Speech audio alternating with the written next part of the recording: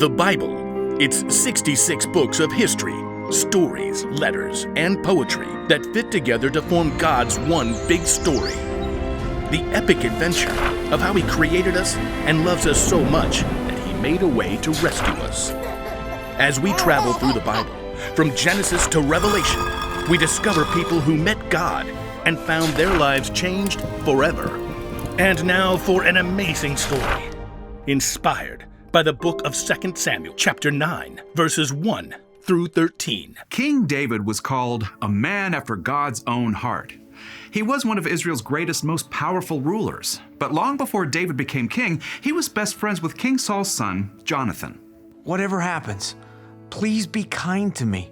I know the Lord will defeat all your enemies someday, but promise to always be kind to me and to all my family. I promise. Though King Saul was jealous of David and many times tried to kill him, he and Jonathan remained close friends until the one day David received very terrible news. The Philistines attacked us. Saul and Jonathan are dead.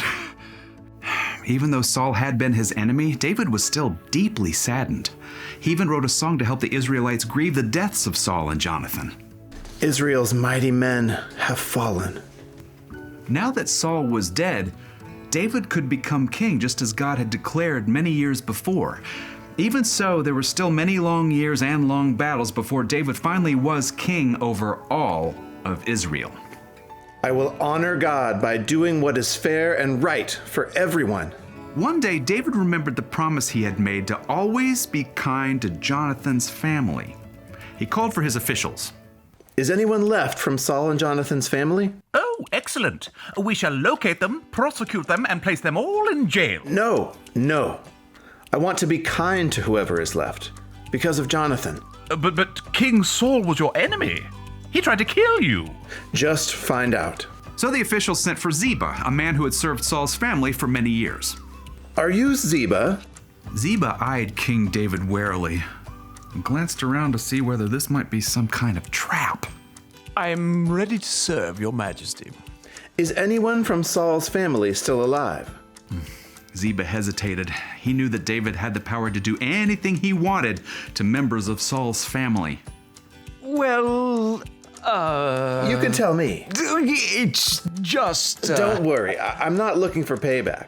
God has been very kind to me. I would like to be kind to that person in the same way. Oh, good. A son of Jonathan is still living, Mephibosheth. What? Mephibosheth. What? Mephibosheth. What? Mephibosheth. Mephibosheth. Well done, Your Majesty. Tell Mephibosheth to come see me. Actually, both of his feet were hurt, so he can't walk. David turned to his officials. Have Jonathan's son brought here.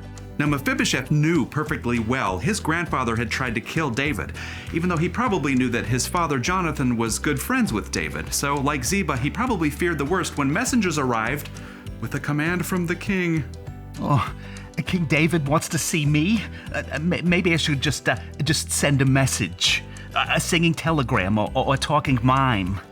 As Mephibosheth approached the palace, he stared up at the imposing walls and towers. Oh, okay. I'm here. I've seen it all. We can go now, right? So long, farewell, auf Wiedersehen, good night. As he was brought before David, Mephibosheth fell down to his knees, bowing low before the king. Mephibosheth. Mephibosheth didn't dare look up. I'm ready to serve you. Well, you could start by letting me call you something easier. How about Bo? Mephibosheth finally raised his face to see that David was smiling. Don't be afraid. You can be sure that I will be kind to you because of your father, Jonathan. Wow. Thank you. Plus, I'll give you back all the land that belonged to your grandfather, Saul. Well, I gotta say, that's amazing. And I'll always provide what you need. I don't get it. Why are you doing anything for me? I'm about as important as a dead dog. You're Jonathan's son, and I made him a promise. David called for Ziba to return. Ziba, I'm giving Bo here everything that belonged to Saul and his family. You and your sons and servants will farm the land for him and take care of him. I'll provide everything he needs. I'll do anything you say. Perfect. Now, Bo, do you have any sons? Just one, a little boy named Micah. Excellent. I'll teach him to drive my chariot.